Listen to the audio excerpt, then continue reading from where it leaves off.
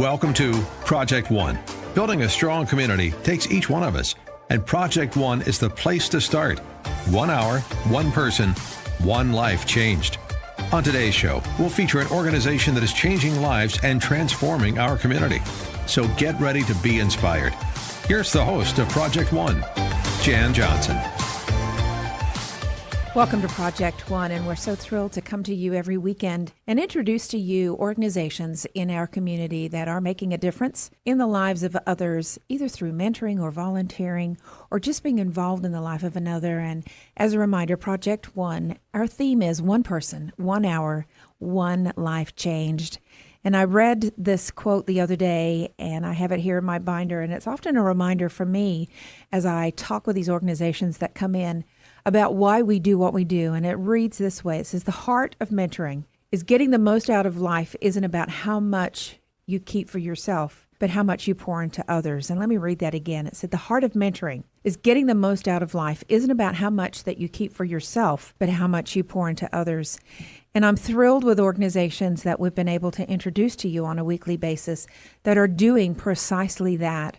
Most of it is through volunteers that come in and help, or individuals who say, I want to mentor another person. I've got a skill, a trade, or a talent that I want to pour into the life of another. And I have to tell you, this past week, I was introduced to my guest today, and the organization is Clarity Child Guidance Center, and their motto is Healing Young Minds and Hearts. And I was at an event that Documation hosted, and it was an event basically letting people know and raise funds for this organization. And the more I got to meet individuals who were from the organization and talk to them about what Clarity does, I said, oh, they are perfect for Project One. And let me just read what their mission is, and then I'm going to introduce our guest today. But their mission is to help children, adolescents, and families overcome the disabling effects of mental illness and improve their ability to function successfully at home, at school, and in the community. And when you hear that, you think, wow, that's incredible. But that is an undertaking that requires a team that are passionate about that. And I want to welcome today my guest, who is the president and CEO, Jessica Knudsen, who is with Clarity Child Guidance Center. And thank you for at least being open to come in and talk about your organization. So welcome and for being with us today. Thank you so much, Jan. It's really a pleasure to be here. I really appreciate the opportunity. So you just mentioned to me a little while ago that you are new to San Antonio. I am brand new. So tell us a little bit about Jessica and what brought you to San Antonio. So the quick version, I'm a social worker by training. I graduated from University of Texas at Austin with a master's in social work. After doing a program called Teach for America, I got sent to the Rio Grande Valley right out of college, but born and raised in North Carolina. Went to University of North Carolina, got an undergraduate degree in psychology, but found my way to Texas right after school. Did my 2 years in the classroom, and that's really when I fell in love with social work. It was, really seeing the struggles that the kids that I was teaching were going through, because it was a really needy school district, and just seeing, how can they be successful in the classroom if their basic needs aren't met in terms of having clothes and food. And so that's really what drove me to social work initially. Now, was the school a Title I school, or was it just a regular school district at a regular school? It was a regular school district at a regular school. Wow. In a little town called San Juan, Texas, in the PSJA school district. So that was a really defining experience for me in terms of what direction I wanted to go in. Pivotal, really. It really was.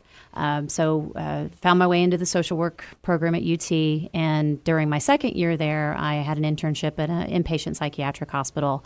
And that's really when everything clicked. It was just a fit for me.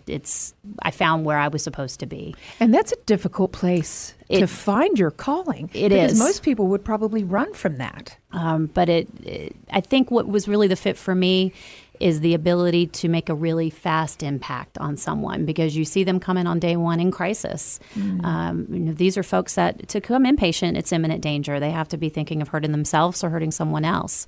Or to have psychosis to the point where they're not safe, or to be detoxing from drugs or alcohol. And to see in a 5-day, 6-day, 7-day period that crisis resolve, and you saw hope, and you saw them getting connected to outpatient services, and you thought you were going to see a change. It's just really impactful and rewarding, and very because rewarding. You had a part to do with their new success. Correct.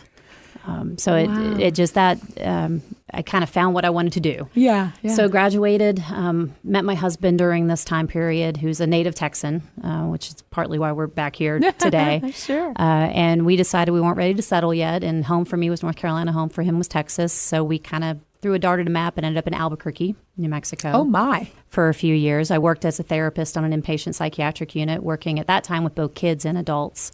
And decided after about 5 years we wanted to be nearer to family and moved back to North Carolina. I did inpatient therapy for quite a while, but was just hungry to get back into that inpatient world. So about 10 years ago, I found a job at a hospital in Raleigh, North Carolina, Holly Hill Hospital, which served all age groups, but we did have a 60-bed child and adolescent hospital as part of that Now, campus. that's startling, just to think that there is a facility that has 60 beds for kids and adolescents that need help. Well, Clarity has 66 inpatient beds. Mm-hmm. Oh, my word. So started at Holly Hill. We had 106 beds when I started. We had 285 when I left. So a lot of expansion. What does that tell you about the need of adolescents nowadays? It's huge. Well, and Holly Hill was all age groups. So we still just had those 60 kid beds. But it was huge. We were the only freestanding child and adolescent facility in North Carolina at that point.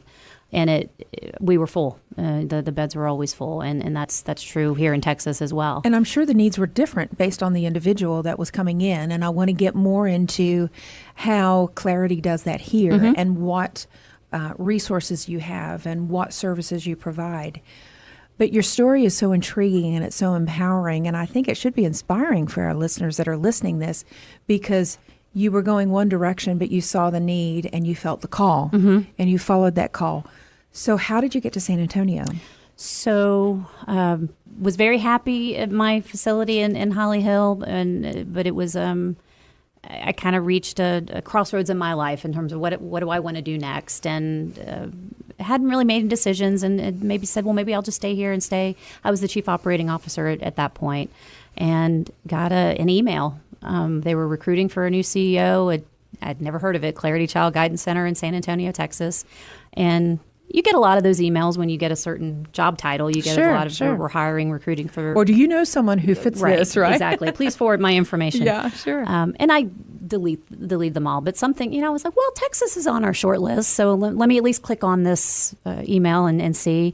And I went to Clarity's website, and again, it was kind of like when I was in the classroom and had that calling to social work, or the first time I walked on the inpatient unit, something spoke to me. The messaging on the website was so in line with my own personal values and mission. I responded to the email, and they were completing a nationwide search for the new CEO, and I made it through the first round, and then they flew me down for an interview and made it through that round. Wow.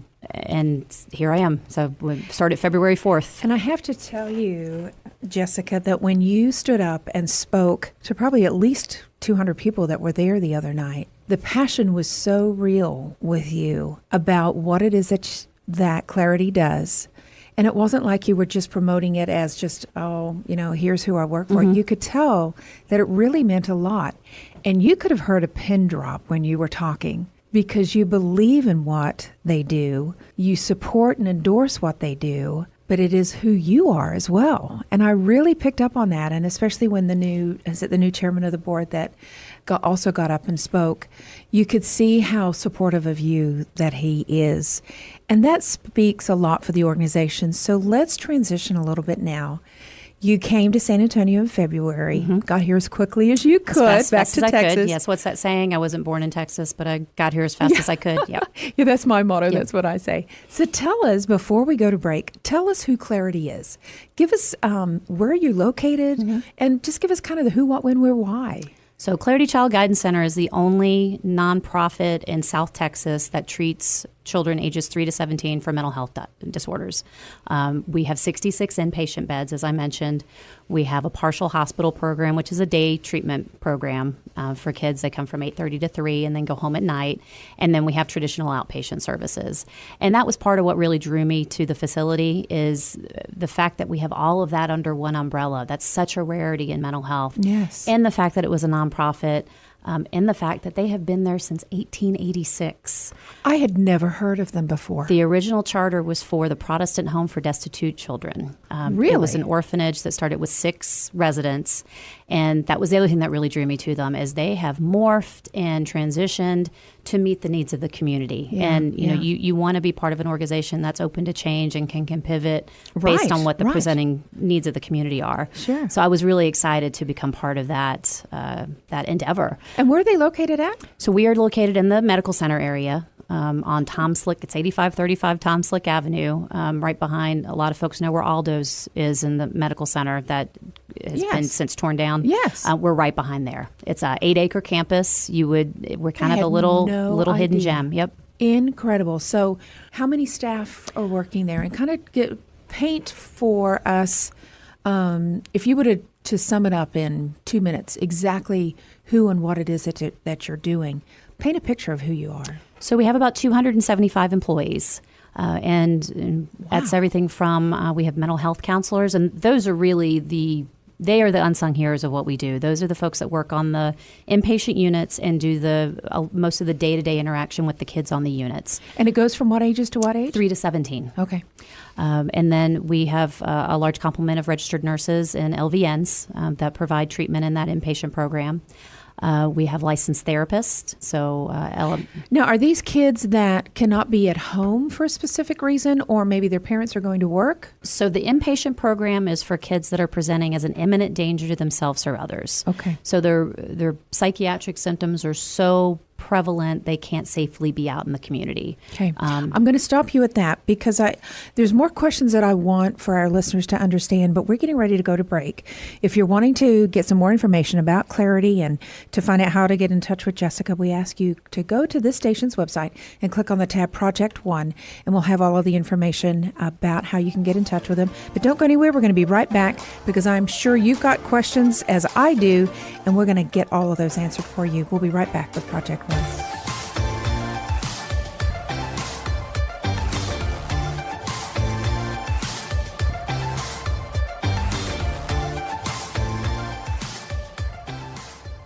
By now, you've probably heard us talking about the San Antonio mentoring initiative called Project One. The premise of Project One is simple. Just 1 hour between you and an individual who needs mentoring creates a profound outcome. How do you measure the impact on a young adult who learns better decision-making skills, or who stays in school, or a young woman who's been freed from trafficking but is now struggling to find her way? There are many more examples where mentoring is needed in San Antonio. Project One connects those who can be a mentor with those who need a mentor. Go to this station's website now and click on the Project One banner. You'll find many organizations who need you to help mentor. Project One, a public service project of this station and proudly supported by outstanding business partners like Documation. Project One needs you. Go to this station's website and click on the Project One banner to learn more.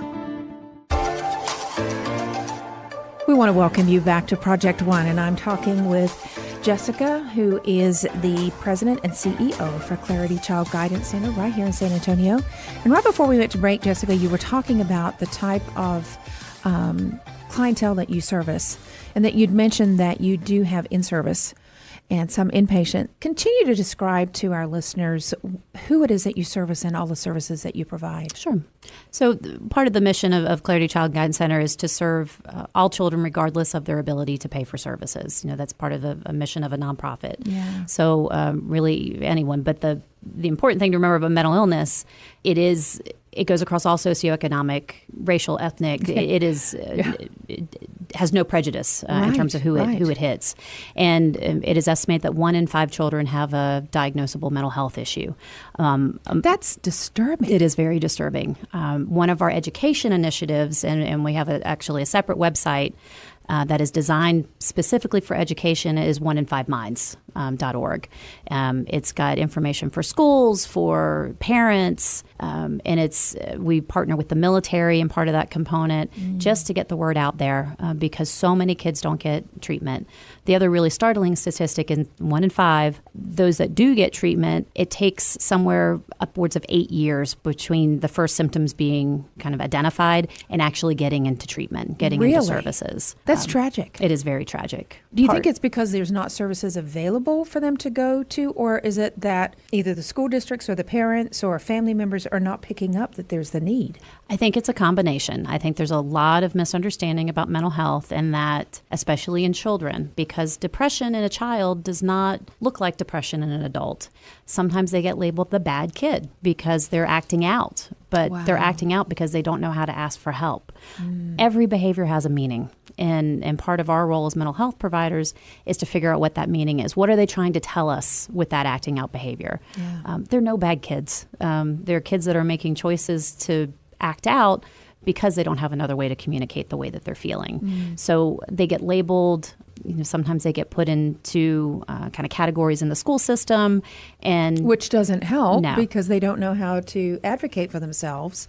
And then they get labeled, which could put them even into more diverse situations. Correct. So they get it gets even more stigmatized, and then the stigma is another aspect of it. Mental health, which is really disheartening. With as much educational material is out there and as much headway we have made towards that, a lot of people still see it as a weakness. That you're just depressed. Pull yourself up by your bootstraps, or get over it. My gosh. You hear those things all the time. Where how do you tell a 5-year-old that? Mm-hmm. You might be able to tell an adult that, but it's still not appropriate at any age, really. But that depressed 5-year-old might be having a temper tantrum, and so they just say you're a naughty kid. Correct. So they don't get to the right place. One of the great services that I'm really excited that we offer in our outpatient component is something called First Steps, because what happens, it's such a gray road to get into the right level of treatment. What happens sometimes is maybe a kid actually has a reading issue, and no one pinpoints that, so they start acting out and they get labeled as that bad kid, or they get labeled as a potential psychiatric patient. And so what a First Step appointment does a really thorough screening to see what's really going on.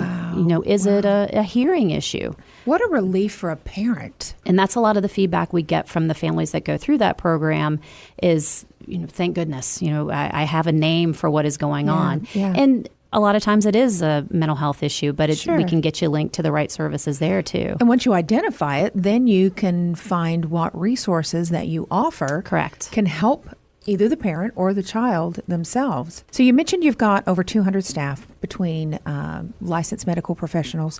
What other individuals are there? And let's kind of talk about how our listeners, because I have to tell you, Jessica, our listeners really rally around the organizations that we feature on Project One because they want to give back in somehow.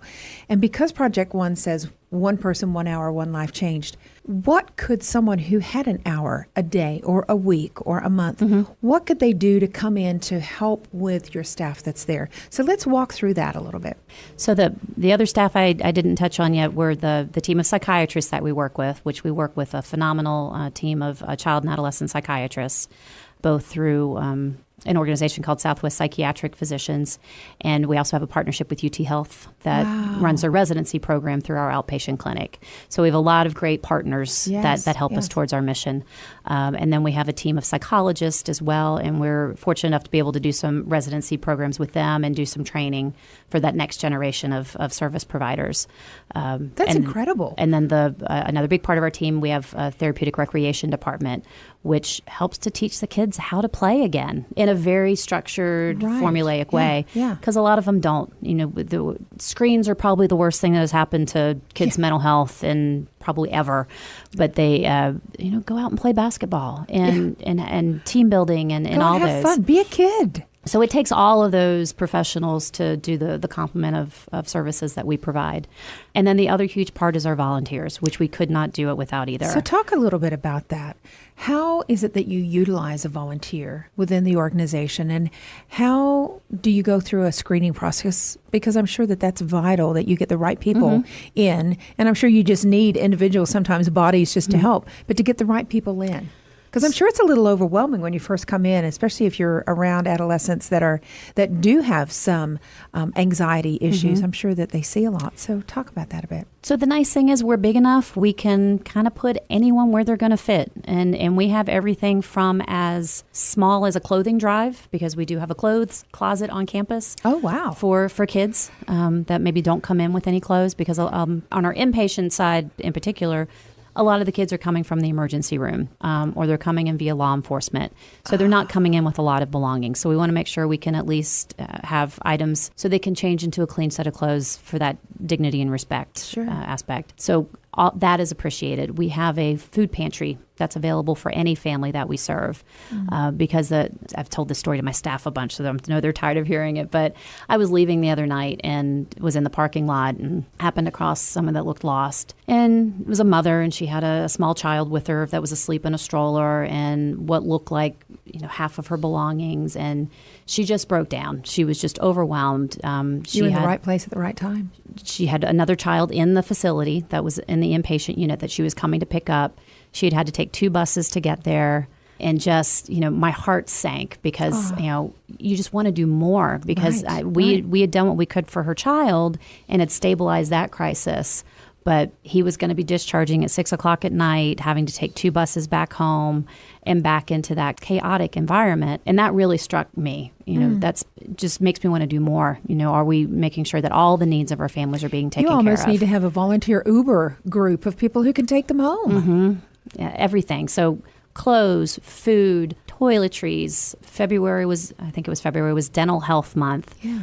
We did a toothpaste and toothbrush drive. So we are really open to any and all creative suggestions. Now, if someone wanted to come and help in a certain way, do they have to have the skills or the background or the knowledge or even the education to come in and help? How do you utilize volunteers within the organization? So it varies. I mean, we have a program called Food for the Soul, which anybody can do. We have volunteer organizations that come in. It's the 3rd Wednesday of every month, and they bring a meal and serve the kids. That doesn't require any special skill set, but the kids love it, because what you see with these kids that have been institutionalized or maybe hospitalized numerous times, they get a little jaded and they think, well, you're just talking to me or being nice to me because you have to. It's your job. So when they see volunteers come in and share a meal with them, it's different. It has a different feel. Probably takes that guard down, doesn't it? It does, a little bit. Plus the food's usually better because it's they're catering it and bringing in things. Home cooked cooking. So that's something anybody can do regardless of their skill set. If it's someone with more specialized skill, then we do have them go through a background check, and especially if it's someone that's going to be potentially interacting with the kids, then we would put them through more of an official volunteer project. And is there an opportunity for our listeners to go to the website, which again will have all of the contact information for Clarity Child Guidance Center, and also how to get in touch with Jessica and the staff on how you can get involved. But would there be an area on the website that they can look at volunteer opportunities or even careers within the organization? So careers, definitely. There's some links for those. The volunteer opportunities are more of a reach out to us and let's see how we can work together to design something. Good. Because again, we've got New Star Energy coming out in a week or two with 70 volunteers that are going to power wash the building. So it's everything, because that keeps us, any dollar we don't have to spend for those type of things, go back to the kids. One thing that we have found, Jessica, is that many times we hear from our listeners that you've got a retired teacher or you have a retired nurse or physician. There's many individuals that are retired that still have the energy and the want to help in our community. And they have really responded to other organizations that have been on Project One and said, look, I've got this skill. Just put me to work. Let me know what it is that I can do.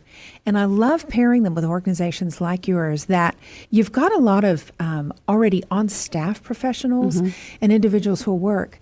But often they need a little bit of a break too. And to be able to have someone come in and come alongside an organization like yours and even just educating people. Have them come down and take a tour to see what it is. Because you never know, if you see something, you might be able to recognize it in a kid across the street. Absolutely. If you could put the cry out to our listeners to challenge them, what would you tell them? I think the more education, the better. And if we can help with that, then we've done a big part of our mission. Come out and visit. I think the best way to really conceptualize what we do is to come spend a half hour on the campus. I love to tour people and tell them the history of Clarity and what we're able to do and the kids we're able to impact. It really is a special place. And I think if they come out and they spend some time and then spread that word and then that expands our arms out into the community, that's a start. And if they can get some knowledge about mental health along the way and get a child into treatment before that 8-year mark, exactly, then we're going in the right direction. Well, and again, I want to just encourage our listeners to go to the station website and get the information on Clarity Child Guidance Center. And let me just reread. The mission is to help children, adolescents, and families overcome the disabling effects of mental illness and to improve their ability to function successfully at home, at school, and in the community. And if you're one of those people that can help that, I'm sure Jessica would love to talk to you. Jessica, thank you for being with us today. Thank you for coming in on such short notice, but I think it's vital that people know who you are and know about Clarity as well. Thank you for being with us today. Thank you. I appreciate the opportunity.